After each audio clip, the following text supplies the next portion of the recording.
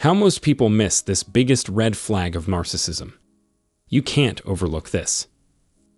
You know, amidst all the chatter about the signs of narcissistic abuse, we often see tons of red flags frantically waved left and right.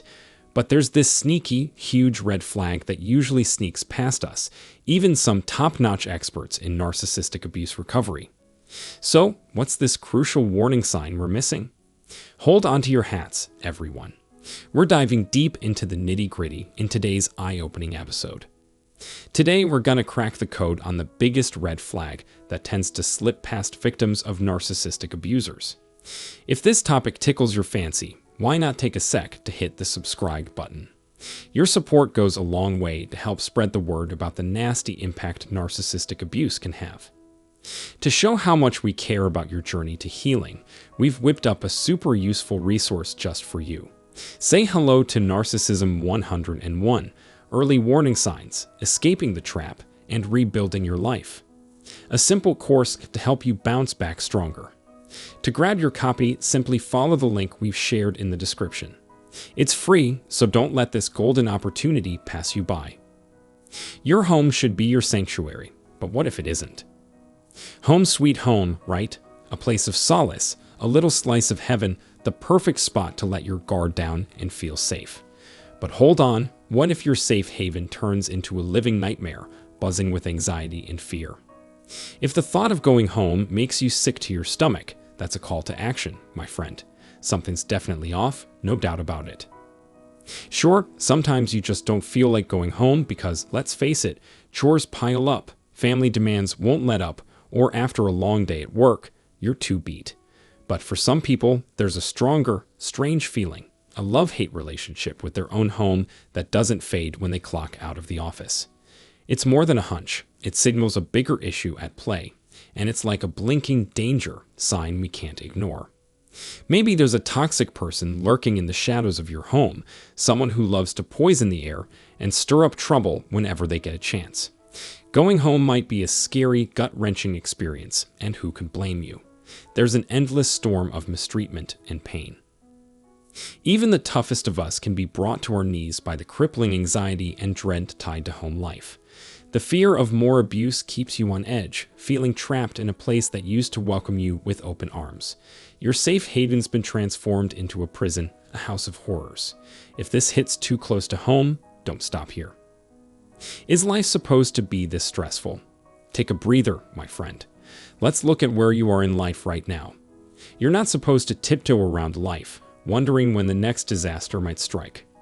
Life is supposed to be lived, right? But with a narcissist bossing you around, you're on edge, always afraid of putting even a 2 out of line. It's like living in a perpetual state of fight or flight that's doing a number on your body. And that's not how it should be. Real peace is supposed to be an everyday occurrence, but you can't find it anywhere. Your body is tired, maybe even done with all the stress. When you come from a toxic family or abusive relationship, the pain can be unbearable, so much so that it feels like it will never go away. It's like the horror keeps on looping day after day, never giving you a break. It's like someone's always watching you and waiting to pounce, no matter what you're doing, whether it's eating or just sitting in front of the TV. You're always on your guard, ready to react to whatever's coming your way. It's a cycle you need to get out of, but it's easier said than done. Home should be a haven, a soft spot where you can truly be yourself. But for you, it's a living hell, unbearable, agonizing, and soul-sucking. You don't want to be there anymore. You fantasize about leaving this place behind, escaping the constant torment, even for just a little while. It's not right, it's not normal. You shouldn't have to look outside of your own house to find some peace or comfort. Sure, we all have disagreements, but this is on another level. It's the worst kind of living hell, where you have to weigh every word you say, worried that it could set off the ticking time bomb that is the narcissist's rage. Have you lost touch with reality?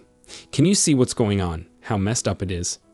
All you feel is an endless, soul-crushing exhaustion weighing you down. You're a husk of your former self, and this vampire is sucking your energy dry. It's not fair, and it's not what you deserve. No one deserves to suffer like this. It's time to face the ugly truth. Look, if even just one question on that list speaks to you, then it's time to face reality. The poison is in the air, and it's time to wake up and smell it. It doesn't matter if they're the biggest narcissist in the world or if they're just mildly self-absorbed. What matters is that you're not safe around them. They're not your savior, they're the enemy. Picture this. Growing up, you were stuck in a never-ending cycle of fear and dread.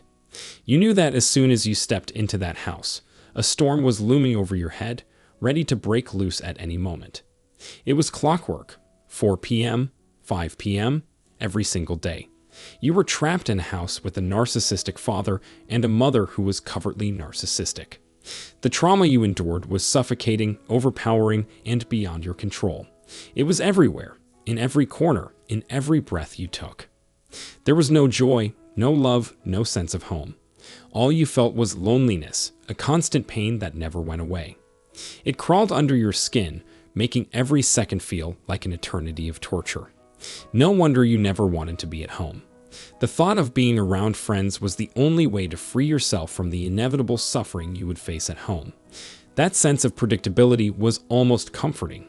You knew that you wouldn't have to face the chaos, wouldn't have to watch what you said, wouldn't have to endure any more abuse. Finally, you could just exhale and relax. I know I'm not the only one who's been dealt this hand. I understand that many of you have probably been raised by parents who were so consumed by their own egos that they couldn't see how badly they were hurting you. If that's you, please share your story with us below.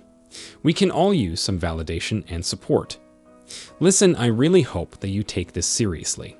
If your home life is anything like what I've described, if it's your personal brand of hell, then it's time to take a step back and reevaluate your choices.